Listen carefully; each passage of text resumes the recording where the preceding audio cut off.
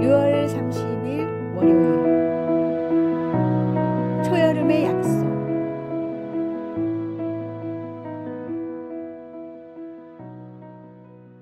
어느덧 6월의 마지막 날입니다. 창가로 들어오는 따스한 햇살과 푸른 잎사귀 사이로 불어오는 초여름의 바람이 한 달의 끝을 알립니다. 여름은 이제 막 시작되었지만 상반기는 오늘로 마무리됩니다. 시간의 흐름은 참으로 신비롭습니다. 느릴 때도 있고 빠를 때도 있지만 결코 멈추지 않습니다.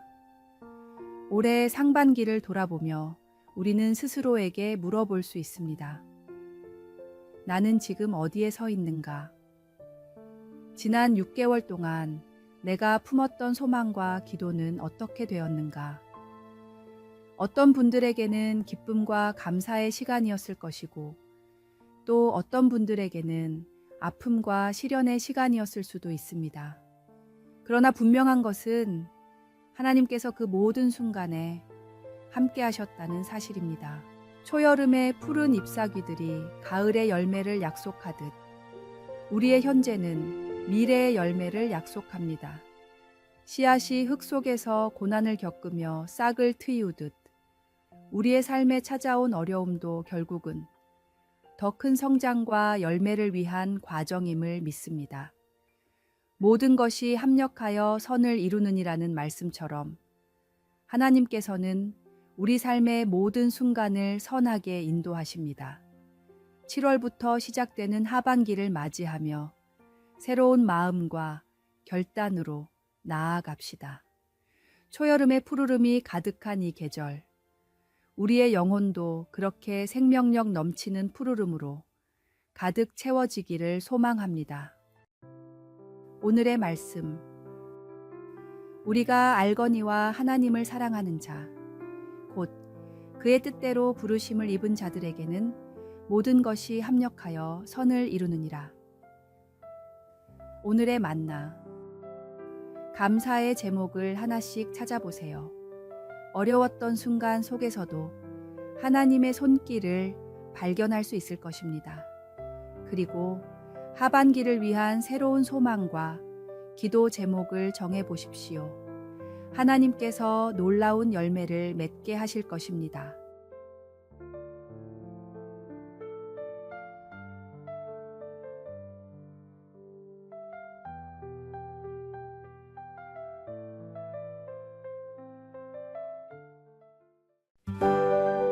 (7월 1일) 화요일 인생의 리셋 버튼. 7월이 시작되었습니다. 한 해의 정중앙에 서서 우리는 지나온 6개월을 돌아보고 앞으로 남은 6개월을 계획하게 됩니다. 이 시점은 마치 휴대폰 배터리가 50%일 때 충전을 시작하는 것과 같습니다.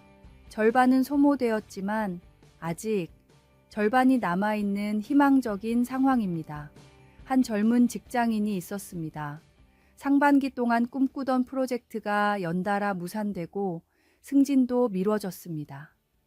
자신감은 바닥으로 떨어졌고 미래에 대한 불안감만 커져갔습니다. 달의 첫날, 그는 스마트폰을 보며 생각했습니다. 내 인생도 이 폰처럼 배터리가 떨어져 가는 것 같다. 그때 화면에 배터리 50%, 절전 모드로 전환하시겠습니까? 라는 알림이 떴습니다. 그는 깨달았습니다. 절전 모드가 아니라 고속 충전 모드가 필요한 때라는 것을요. 그날부터 그는 새로운 기술을 배우고 다른 부서 동료들과 네트워킹을 시작했습니다.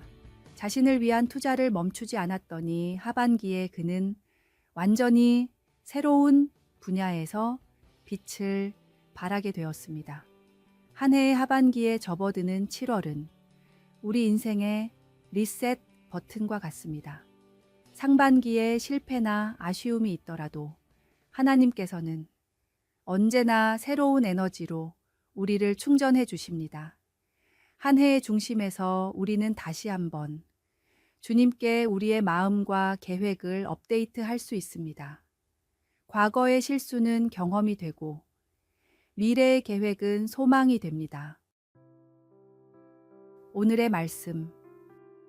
보라, 내가 새 일을 행하리니 이제 나타낼 것이라.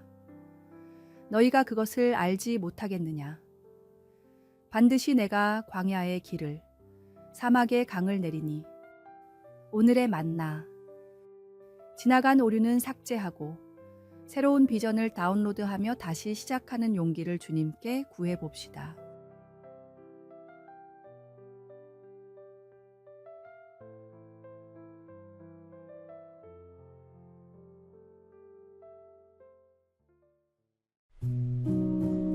(7월 2일) 수요일. 하나님의 뜻. 베스트셀러 작가이자 문서선교 전략가인 목사님에게 한 성도가 편지를 보냈습니다. 남편이 암 말기 진단을 받았다는 소식이었습니다. 처음에는 이 사실을 어떻게 받아들여야 할지 몰랐습니다. 하나님, 저희는 지금까지 신앙생활을 나름 잘해왔다고 생각했는데요. 왜 이런 일이 우리에게 일어나는지 이해할 수 없었습니다. 부부는 함께 기도하며 묵상하는 가운데 한 가지 결론에 도달했습니다. 하나님은 우리가 이 일을 받아들이기를 원하신다. 하나님은 우리 삶에 언제나 최선의 일을 행하고 계신다. 놀랍게도 이 사실이 믿어지는 은혜가 임했습니다. 두려움과 절망 대신 평안과 소망이 마음을 채웠습니다. 남편 빌은 수술실로 들어가기 직전에 아내에게 말했습니다. 여보, 결과가 어떻게 나오든지 그것이 하나님의 합당한 뜻이라는 사실을 기억해요. 그의 눈에는 두려움이 아닌 확신이 가득했습니다. 우리 삶의 주권은 누구에게 있습니까? 정말로 하나님이 내 삶에 행하시는 모든 일들을 아멘으로 화답하며 받아들일 준비가 되어 있습니까? 우리가 바라는 삶과 기준에 하나님을 끌어다 맞추지 말고 하나님의 크신 계획 가운데 오직 순종함으로 그 가운데 주시는 은혜를 누리십시오. 때로는 이해할 수 없는 일들이 일어나지만 그 모든 것이 하나님의 선하신 뜻 안에서 이루어진다는 믿음이 우리를 평안하게 합니다.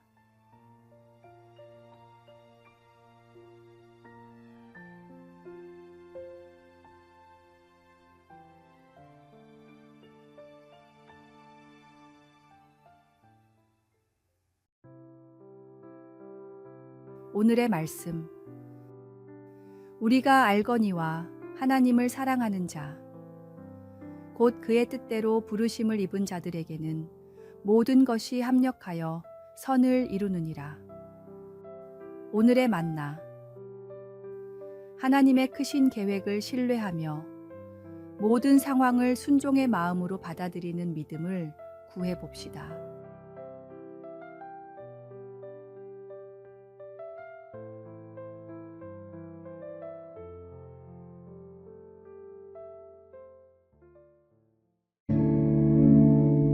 (7월 3일) 목요일. 언제나 찬양하라.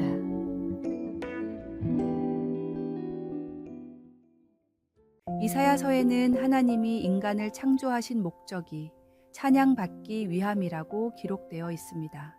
찬양의 사전적인 뜻은 어떤 대상을 높이거나 행한 일을 기리는 것입니다.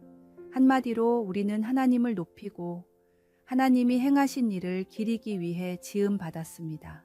이것이 우리 존재의 가장 근본적인 목적이며 기쁨의 원천입니다. 성경에 나와 있는 우리가 찬양해야 할 7가지 때가 있습니다. 하나님의 도움을 경험했을 때, 헌금을 드릴 때, 큰 복과 축복을 경험했을 때, 고난을 당했을 때, 기쁜 일을 경험할 때, 예배 드릴 때, 그리고 매일 영원토록입니다. 좋을 때만 찬양하는 것이 아니라 모든 때에 찬양하라고 하나님께서 명령하신 것입니다. 왜냐하면 하나님은 우리의 상황과 상관없이 언제나 찬양 받으실 분이시기 때문입니다. 우리는 모든 상황 가운데 주님을 찬양해야 합니다. 옥에 갇힌 바울과 실라가 주님을 찬양할 때 옥문이 열리는 기적이 일어났듯이 우리가 어떤 상황이든지 주님을 찬양할 때 기적이 일어납니다. 주님은 우리가 기쁠 때나 슬플 때나 감정과 환경에 상관없이 영원히 찬양받으실 존귀하신 분입니다. 찬양은 단순한 노래가 아니라 하나님께 대한 우리의 고백이며 믿음의 표현입니다. 오늘의 말씀. 이 백성은 내가 나를 위하여 지었나니 나를 찬송하게 하려 함이니라. 오늘의 만나. 오늘 하루 어떤 상황에서든 주님을 찬양하는 마음을 잃지 않도록 기도해 봅시다.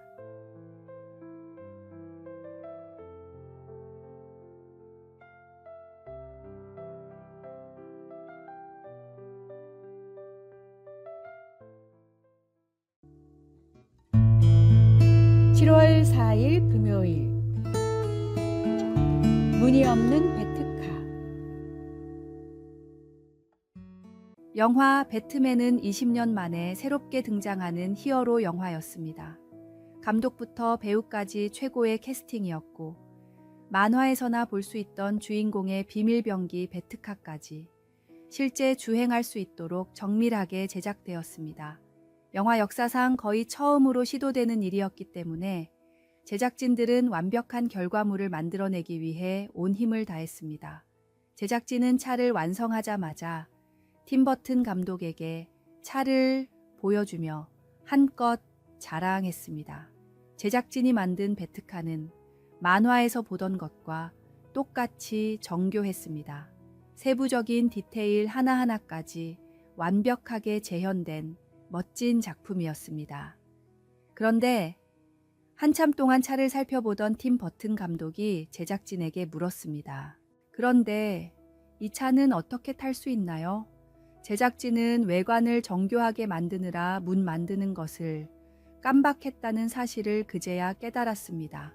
결국 제작진은 차의 외관을 완전히 교체하고 문을 새로 만들었습니다. 시간과 비용이 엄청나게 들었지만 어쩔 수 없는 선택이었습니다. 아무리 잘 만든 차라도 문이 없으면 탈 수 없는 고철일 뿐입니다. 마찬가지로 우리의 행위가 없는 믿음만으로는 하나님을 기쁘시게 할 수 없습니다. 하나님을 최고로 기쁘시게 할 수 있는 일, 성도로서 세상에서 맛볼 수 있는 최고의 보람, 모두 전도를 통해서만 경험할 수 있습니다. 전도는 우리 믿음의 문과 같습니다. 오늘의 말씀. 그러므로 너희는 가서 모든 민족을 제자로 삼아 아버지와 아들과 성령의 이름으로 세례를 베풀고 오늘의 만나. 믿음으로 구원받고 세상에 복음을 전하는 것이 성도의 가장 중요한 본분임을 잊지 맙시다.